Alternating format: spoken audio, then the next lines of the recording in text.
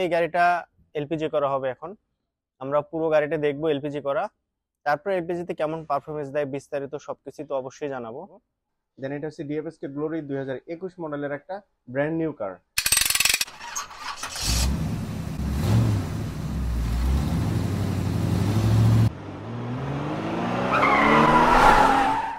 আসসালামু আলাইকুম, বাংলা টেক ডেস্কে খন্দকার শরীফ। আর নিশ্চয় দেখেছেন যে আজকে দুইটা গাড়ি অলরেডি আপনাদেরকে দেখিয়েছি। একটা হচ্ছে ডিএফএসকে গ্লোরি 2021 মডেলের ব্র্যান্ড নিউ গাড়ি, আর একটা হচ্ছে টয়োটা রাশ 2020 মডেলের একদম নতুন গাড়ি।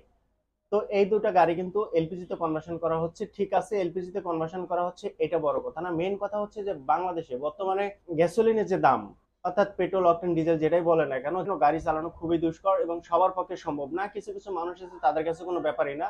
তো সেই কারণেই অনেকেই চাচ্ছে যে তাদের গাড়িটা এলপিজি তে কনভার্সন করবে, আর এলপিজি তে কনভার্সন করে কিন্তু 50% খরচ লেস হয়ে যায়, এটা মোটামুটি আমরা অনেকেই জানি। এখন কথা হচ্ছে যে একটা গাড়িতে এলপিজি করতে কেমন খরচ হয়, গাড়িতে এলপিজি করার পর গাড়ি কোনো সমস্যা আছে কিনা, এই বিষয়গুলো নিয়ে কিন্তু অনেকেই চিন্তা করে। তো যাই হোক, প্রথমে আমরা একটু গাড়ি দুটো ভালো করে দেখে আসি যে গাড়ি দুটো এলপিজি তে কনভার্সন করা হচ্ছে, তারপরে আমরা বাকি বিস্তারিত নিয়ে আবারও আলোচনা করব ভিডিওটা শেষে। ওকে, তো চলুন আমরা একটু গাড়ি দুটো আগে দেখে আসি। ওকে, যে গাড়িটার কথা বলছিলাম এতক্ষণ, সেটা হচ্ছে মূলত আমরা যে গাড়িটা দেখতেছি আমার সামনে, এটা হচ্ছে টয়োটা রাশ 2020 মডেলের একটা গাড়ি। তো এখন যে সিচুয়েশন, আসলে পেট্রোল অকটেন ডিজেল যাই বলেন না কেন, সবকিছুরও যেভাবে দাম বেড়ে গেছে, এই ধরনের গাড়িগুলোর অকটেন বা পেট্রোলে ড্রাইভ করা খুবই টাফ। তো এই গাড়িটা এলপিজি করা হবে এখন। আমরা পুরো গাড়িটা দেখবো এলপিজি করা, তারপর এলপিজি তে কেমন পারফরমেন্স দেয় বিস্তারিত সবকিছু তো অবশ্যই জানাবো। আর টয়োটা রাশের মধ্যে একদম লেটেস্ট মডেলের একটা খুব ভালো গাড়ি। সো আসলে দামি দামি গাড়িগুলো কিন্তু এখন অনেকে এলপিজি করতেছে। সো এলপিজি না করে আসলে উপায় নেই, কারণ কারণ এলপিজির পারফরমেন্সটা সেম অকটেন পেট্রোলের মতোই পাওয়া যাবে। তো এই ধরনের গাড়িগুলো কিন্তু সিকুয়েন্সিয়াল টাইপের এলপিজি করতে হয়। সো যার কারণে সিকুয়েন্সিয়াল টাইপের এলপিজি করলে কোনো ধরনের সমস্যা হওয়ার কথা না, বা এখন পর্যন্ত কোনো ধরনের রিপোর্ট পাওয়া যায়নি টয়োটার গাড়িগুলো তো বিশেষ করে। আর অন্যান্য ব্র্যান্ডের অনেক গাড়ি আছে যে গাড়িগুলো এখন এলপিজি করা সম্ভব হয় না। তো অবশ্যই কমেন্ট করে জানাবেন কোন ধরনের গাড়িগুলো এলপিজি হয় না, আমি জানিয়ে দেবো আপনাদেরকে। দেন যাই হোক, এই গাড়িটা মোটামুটি এলপিজি তে কনভার্সন করা হচ্ছে। এছাড়াও কিন্তু আগে পিছে আমরা অনেক গাড়ি দেখতেছি একটি এলপিজি তে এলপিজি কনভার্সন করা হচ্ছে। এখানে একটা হাইস গাড়ি আছে, তারপর আমরা এটা সামনে আরেকটা দেখতেছি ডিএফএসকে গ্লোরি আই অটো। যে গাড়িগুলো আসলে বাংলাদেশের স্বপ্ন, কারণ হচ্ছে বাংলাদেশে মোটামুটি এই ধরনের গাড়িগুলো কিন্তু এখন প্রচুর পরিমাণে। দেন তারপরে দেখা গেছে যে এই গাড়িগুলো আপনি বাংলা কারও বলতে পারেন চাইলে। আর এই ধরনের গাড়িগুলো যদি এলপিজি তে করা সম্ভব হয়, তাহলে যে কতটা সাশ্রয় সেটা শুধুমাত্র যাদের গাড়ি আছে তারাই বুঝতে পারে। তো যাই হোক, এখানে একটা ডিএফএসকে গ্লোরি আই অটো গাড়ি আছে, এই গাড়িটাও এলপিজি তে কনভার্সন করা হচ্ছে।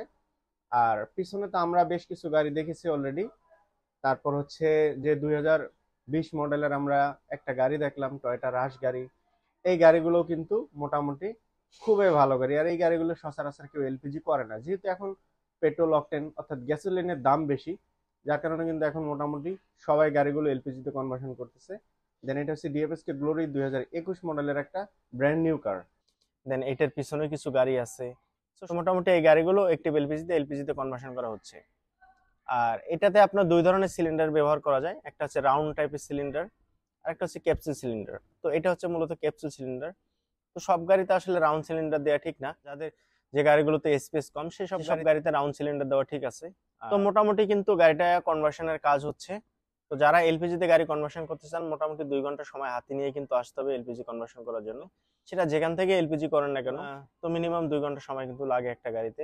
তো বর্তমানে কিন্তু এলপিজি তে মোটামুটি অনেকেই কনভার্ট হয়ে যাচ্ছে, সিএনজি বাদ দিয়ে এলপিজি তে চলে যাচ্ছে, কারণ সিএনজি সিলিন্ডার তুলনামূলক অনেক হেভি থাকে, অনেক রিস্ক থাকে। তো সেজন্য কিন্তু মূলত অনেকে এলপিজি তে চলে যাচ্ছে।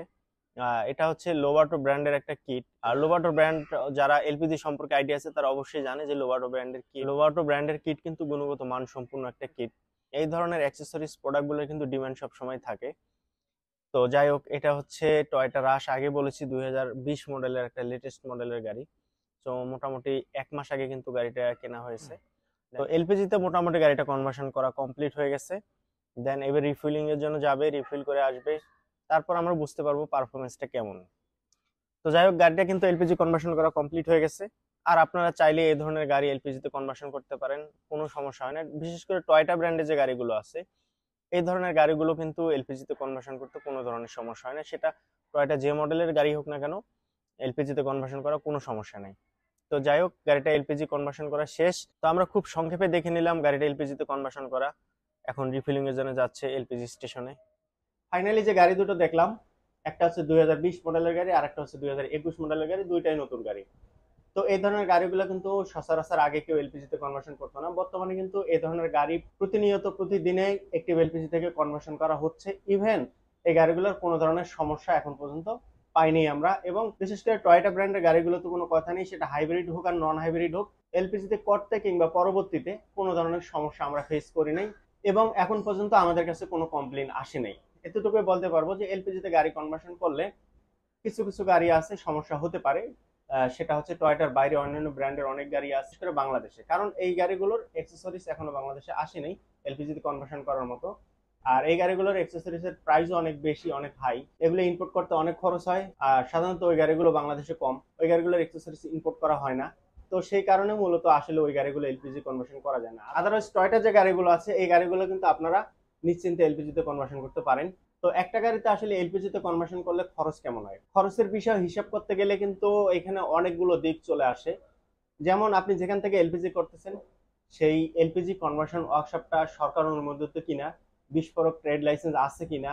তো এই সমস্ত জায়গা যদি আপনি নির্ণয় করে কাজ করতে যান সেখানে আপনার খরচ বেশি হবে অবভিয়াসলি, কারণ বড় বড় যে প্রতিষ্ঠানগুলো আছে তাদের সার্ভিস ভালো, তাদের কাজের কোয়ালিটি ভালো, এক্সেসরিজের কোয়ালিটি ভালো।